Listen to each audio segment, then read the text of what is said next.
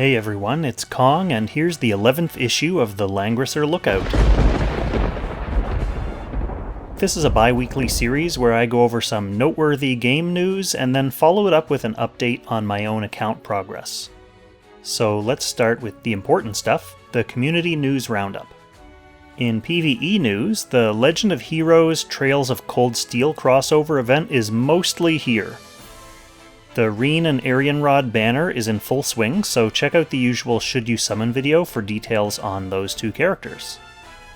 This banner came with a kind of silly little Macho Lotto Light event that lets you farm the strange coins that you need to do the gambles from various Secret Realm activities. So as long as you're doing your required Anarchy farming, you should get enough coins to get all the prizes from the gamble. This week, on Thursday, the Secret Realm event for Trails of Cold Steel will open up, and this will allow you to get the free Altina shards, as well as some other stuff. Notably, there's a new soldier skin for High Elves, and 18 of the new Wheels of Fate items that you'll be able to get from the time-traveling merchant at higher levels. For now, it looks like you'll be able to get 18 of them from this event, and these items give you an extra Gate of Fate sweep, which is always welcome.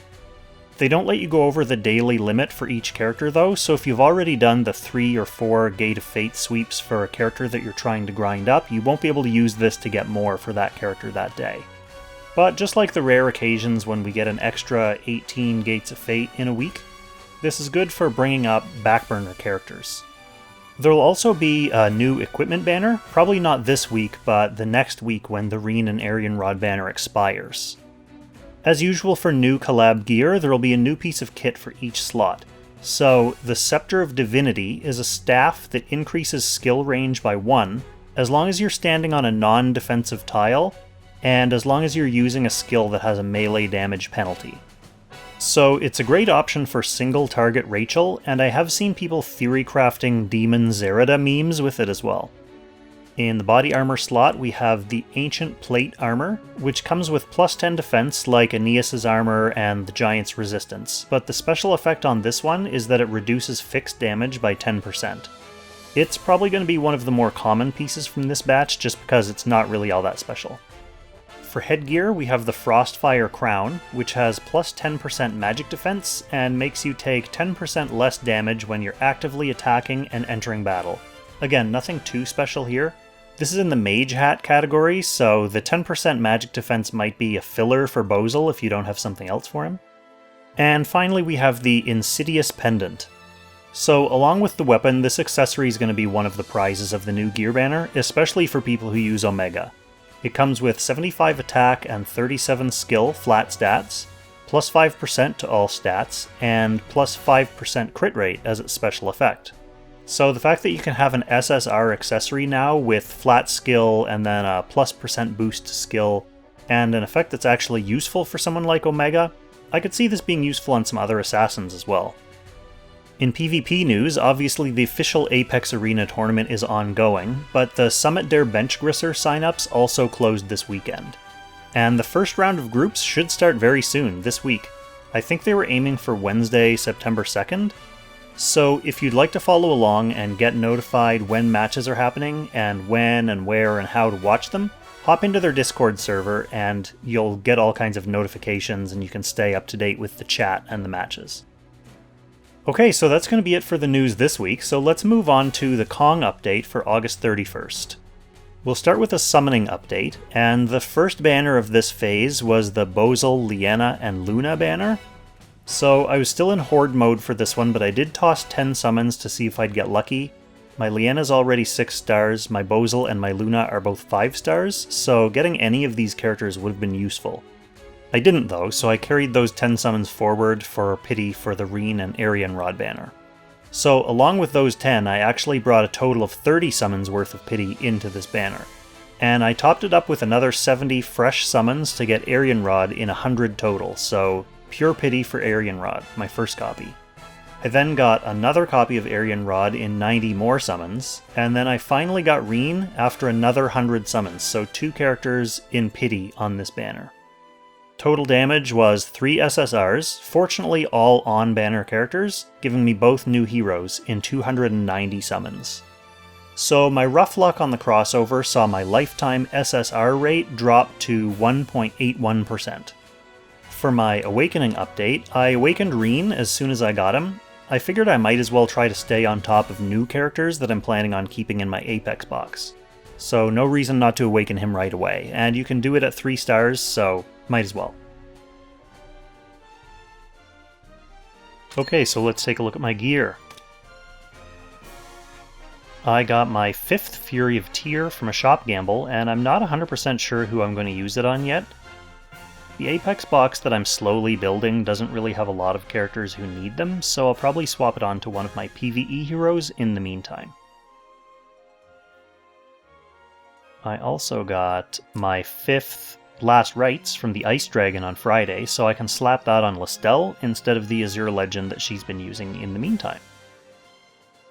And finally, yes finally, because I only got 3 pieces of usable new gear in the last 2 weeks, but that's fine. My 2nd Miracle Staff from a joint battle on Monday. And this is keeping me going emotionally after not getting an Extreme Magic Bow for yet another 2 weeks. So, as you can see, I'm giving this one to Ren, and I wonder if that means she's going to get more votes in the Gates of Folly now that people know that I have the gear that she needs. Segue! The winner of the 5th Gates of Folly was Wheeler, in a fairly tight race again with Licorice, with a vote of 44% to 36% this week. And the 6th Gates of Fate community poll is now live, so the poll is going to be active all day Monday until the in-game server reset, at which point I'll start farming up whoever wins the vote all the way until the next issue of the Lookout in 2 weeks. Now, other than my routine work on Wheeler, my Ares finally reached 6 stars in the last cycle, and his slot was recently taken up by Reen, who's coming along. I'll probably stop him at 4 stars, at least for a while, just because there are other characters in my box who need to be at higher stars, I think more than he does. So, at 4 stars, he'll be able to do the job that I need him to do, at least for a while, so he's going to get parked. Now let's take a look at my grunts. So you might remember I've been trying to focus on one key node from each tree based on what I think I'm going to need for my new Apex box this season, and this week I actually did manage to finish some things off. So for my infantry, I got my Guardian Infantry up to level 10. Their stats leave something to be desired, but at least I know I have them done. For Lancers, I was working a little bit on their defensive stat boosts, and also gradually getting Stone Colossus built up. For Cavalry, I got Rapid Route up to level 10, so that's another tech out of the way for them. For Flying, I've just been evening off their hit point and defensive bonuses, so gradually working them up. I think I want Flying to be the first tree that I have 70s across the board on. For Assassins, I got my Mist Dancers up to level 10, so they're going to be for Joshua. And for Holy and Demon, I've been working a little bit on their defensive boosts, but probably the biggest progress here was getting Crystal Warlocks up to level 10. So I did get a lot of nodes completely maxed out during this cycle. And I'm going to take the same approach next cycle for the next 2 weeks, where I'm just basically going to pick one node in each section and just see how high I can get it.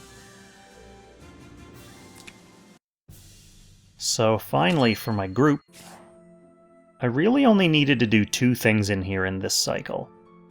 I finally, if I can find him, I finally got the guild medals enough to get him up to 96%, which is functionally maxed for me. I don't bring people up to 100% unless I think they really need it.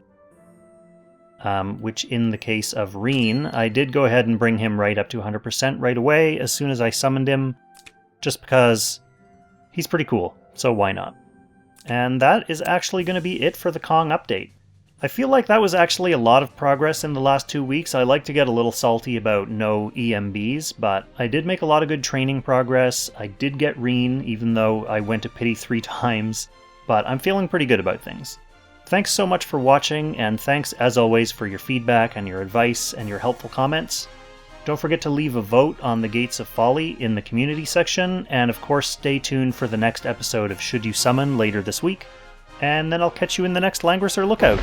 Thunder noise.